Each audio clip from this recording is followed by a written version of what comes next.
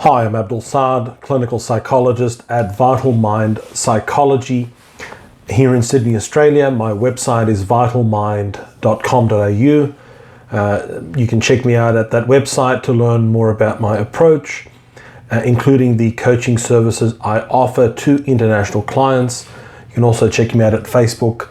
Just search for Vital Mind Psychology. It's been a couple of weeks since the last upload, and I'm hoping to finish off this series on the romantic or understanding narcissists in romantic relationships. And in today's video, I want to look at the subject of understanding the romantic appeal of narcissists by understanding key traits that narcissists possess or tend to possess, which can help us understand the increased success that narcissists are observed to have in the relationship and sexual marketplace. And when it comes to relationships, at least success in terms of initiating relationships, and not so much whether those relationships are in of themselves healthy or satisfying, fulfilling, or last. Now, in this video, my focus is specifically on grandiose narcissists and not so much on covert or vulnerable narcissists who, as I've detailed in my previous videos on covert narcissists come across initially as shy and reserved rather than arrogant and confident. And the reason I'm not focused so much on them is that most of the clinical experience and the literature is focused on grandiose narcissists, but the covert variety in romantic relationships is a separate topic. Now, the published psychological research does confirm that grandiose narcissism is in fact predictive of greater success in terms of sexual encounters and relationship initiation. And the research is also demonstrating that narcissistic individuals do indeed have greater levels of sexual access or sexual mobility in today's relationship marketplace. So what we're exploring today is, well, what is it that makes narcissists appear, at least at first sight, desirable, attractive as potential mates in a sexual or romantic context?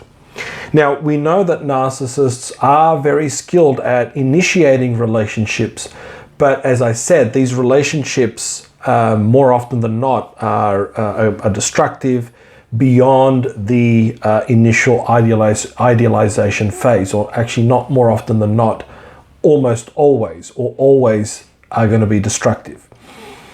Now, narcissists do possess several traits that make them attractive and appealing at initial contact, because these traits, when taken as a whole, as a constellation, signal confidence and dominance, and they include high approach motivation or low approach avoidance. So narcissists are motivated to approach people rather than to avoid people, and this is linked to their strong need for admiration and approval, which sets them up to assume a sort of a marketing mentality, marketing themselves, presenting themselves in the best possible light, adapting themselves to the environment, which is also linked to narcissistic individuals having lower levels of neuroticism. They're less neurotic, they've got less anxiety, less inhibition, less self-criticism, which means that they're much more strongly motivated by reward, the reward of sex, admiration, supply, money, and much more weakly motivated by punishment, such as rejection, disapproval, social banishment, which contributes to their social dominance and apparent boldness. Whereas individuals that are higher on neuroticism are going to be a lot more motivated or sensitive to potential punishment, such as rejection, disapproval, social censure. So this constellation of traits means that narcissists have low underlying levels of anxiety when meeting a potential mate. and or a potential sexual partner, romantic partner. And if you think about what that means, if there's this low underlying level of anxiety, that does signal confidence, because it means that the narcissist is able to direct a lot more of their energy out toward the other person and is much less worried about rejection.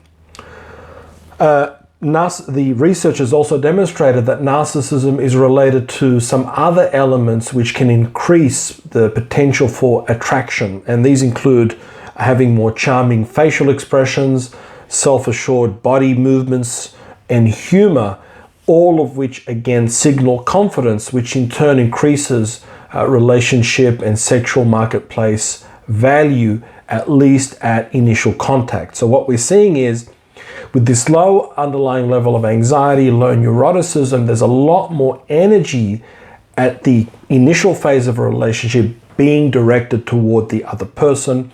And this signals confidence, this signals interest, this signals a level of dominance, which increases appeal.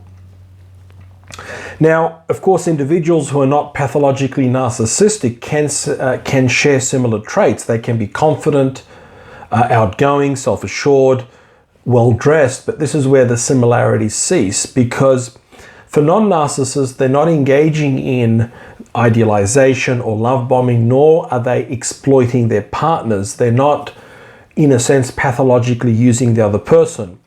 Whereas for the narcissist, in contrast, relationships and sexual encounters act as a self-enhancement strategy. The other is there to serve the narcissist's need for admiration and to serve as a source of supply. So in essence, the other is being used, being exploited for sexual access, for resources, for admiration. And this is where we see, again, we meet the paradox inherent within narcissism, which is this dependency amidst grandiosity. These are individuals who behave in this grandiose, haughty, seemingly self-sufficient, independent manner, yet they are deeply dependent upon others to bolster and maintain their sense of self. Whereas an individual who is healthy, self-assured and grounded, there is a lack of this sort of pathological dependency on others for self-affirmation, and therefore the other is not pathologically used in this way, and hence they're not going to be devalued and discarded. So in summary, narcissists exhibit key traits which signal within the relationship and sexual marketplace higher levels of confidence and dominance, which increases sexual and relationship marketplace value. Due to their lower levels of neuroticism, it means they are nowhere near as sensitive to punishment compared to other people in the sexual and relationship marketplace. And therefore, they're not as sensitive to negative outcomes such as potential rejection, social censure for breaking social norms, and so on. So a shorter video today, because the next video in this series, I know some people have been pointing out that they don't like the way I pronounce that, series. In the next video in this series, I'm going to be examining what are some of the possible social trends that have provided more fertile ground for narcissistic individuals to gain ascendancy within the sexual and relationship marketplace. Put another way, have there been some shifts in our environment, in the world today, especially in the West, that has meant that these key traits that narcissists possess and their lower levels of neuroticism are much more meaningful or are much more adaptive or valuable compared to perhaps other times in history. So I'm going to be taking a dig at examining that question in the next installment, where we will look at understanding the romantic appeal of narcissists by examining some social trends. Stay tuned for that. Thank you for your continued support, and I look forward to seeing you at the next installment date, which I hope, God willing, will be next week. If it's a little bit later than that, I'll know that you'll forgive me, and I look forward to seeing you soon. Take care. Bye-bye.